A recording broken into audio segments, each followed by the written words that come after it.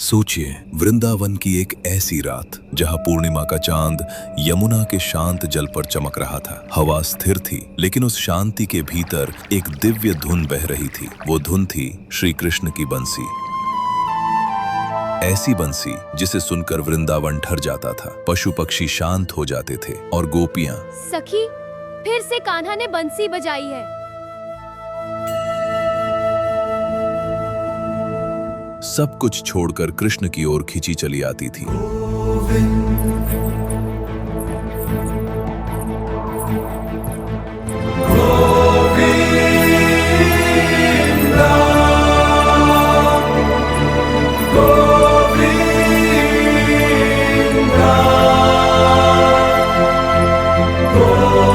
लेकिन उस रात वो धुन केवल वृंदावन तक सीमित नहीं रही, उसकी गूंज कैलाश पर्वत तक पहुंची। कैलाश पर महादेव गहरी समाधि में लीन थे। चारों ओर मौन था, समय जैसे थम चुका था।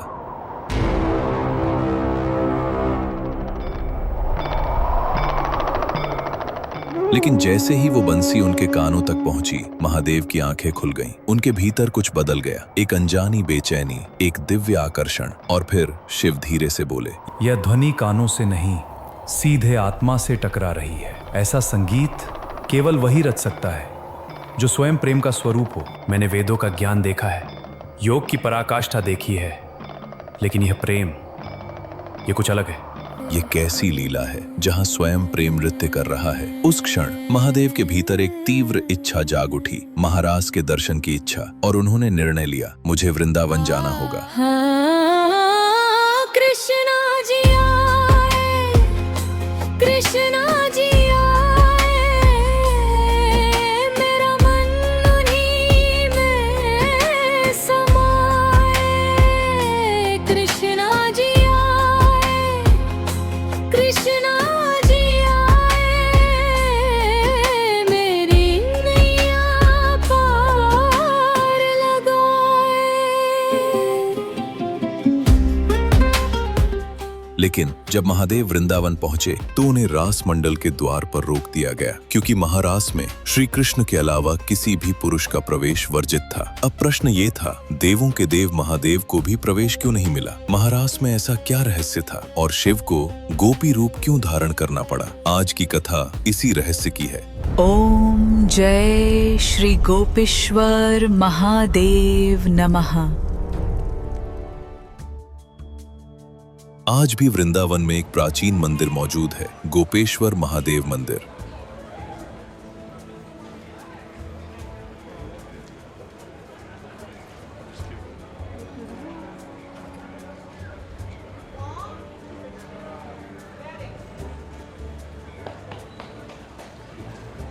दिन में यहाँ महादेव शिवलिंग रूप में पूजे जाते हैं, लेकिन शाम होते ही उनका गोपी रूप में श्रृंगार किया जाता है। साड़ी, आभूषण, काजल, चूड़ियां और भक्त उन्हें प्रणाम करते हैं। जय गोपेश्वर महादेव। पहली बार सुनने पर यह विचित्र लग सकता है। जटाधारी शिव, त्रिनेत्रधारी महादेव, भस्म लगाने वाले कैलाशपति, वही शिव वृंदावन में गोपी रूप में क्यों पूजे जाते हैं? इसका उत्तर वृंदावन के प्रेम में छिपा है। क्योंकि वृंदावन में भगवान केवल ईश्वर नहीं है, वहाँ कृष्ण किसी सिंहासन पर बैठे राजा नहीं है। वो यशोदा के कान्हा है, गोपियों के श्याम है, राधा के प्रियतम है। कृष्णा जी आए, कृष्णा जी आए, मेरा मन उन्हीं में समाए। कृष्णा जी आए, कृष्णा जी आए, मेरी नैया पार लगाए। वृंदावन की भक्ति अलग है। यहाँ भक्त भगवान से डरते नहीं, उनसे प्रेम करते हैं, उनसे रूठते हैं, उन्हें मनाते हैं। और यही प्रेम महारास की आत्मा है। जब महादेव ने महारास में प्रवेश की इच्छा जताई तो उन्हें बताया गया, यह रास केवल नृत्य नहीं है। यहाँ कोई देव, कोई शक्ति, कोई पद नहीं चलता। यहाँ केवल वही प्रवेश पा सकता है जो अपने अस्तित्व को प्रेम में विलीन कर दे। मैं भी श्याम की दासी हूँ। मैं भी रास में सम्मिलित होना चाहती हूँ। और वही महादेव कह रहे हैं, मुझे गोपी बना दो। ये केवल रूप बदलना नहीं था, ये अहंकार से समर्पण की यात्रा थी। माता पार्वती और सखियों ने महादेव का श्रृंगार आरंभ किया। मैं तो बस एक पुकार बनूं, तेरी दया से प्रण जगाए। कृष्णा जी आए, ओ मेरी आँखियों में कहे का डर है, फिर चाहे अंधेरा। लेकिन तभी एक समस्या आ गई। महादेव की बड़ी बड़ी मूंछें। सखियों ने मुस्कुराकर कहा, स्वामी, ये मूछें आपका रहस्य खोल देंगी। प्रेम के मार्ग में पहचान छिपानी नहीं पड़ती, बस अहंकार छोड़ना पड़ता है। और फिर देवों के देव महादेव गोपी वेश में वृंदावन की ओर चल पड़े।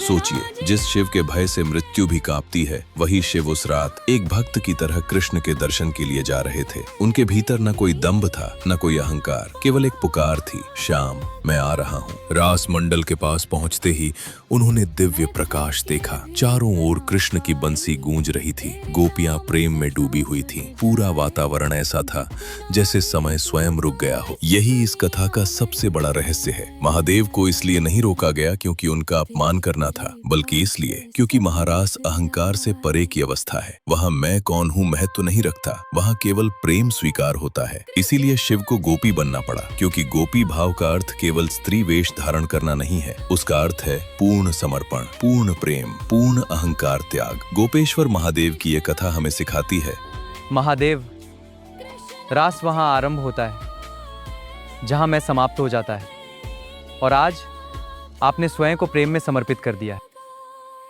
ज्ञान से ईश्वर को समझा जा सकता है, शक्ति से उनकी आराधना की जा सकती है, लेकिन उन्हें पाया केवल प्रेम से जाता है।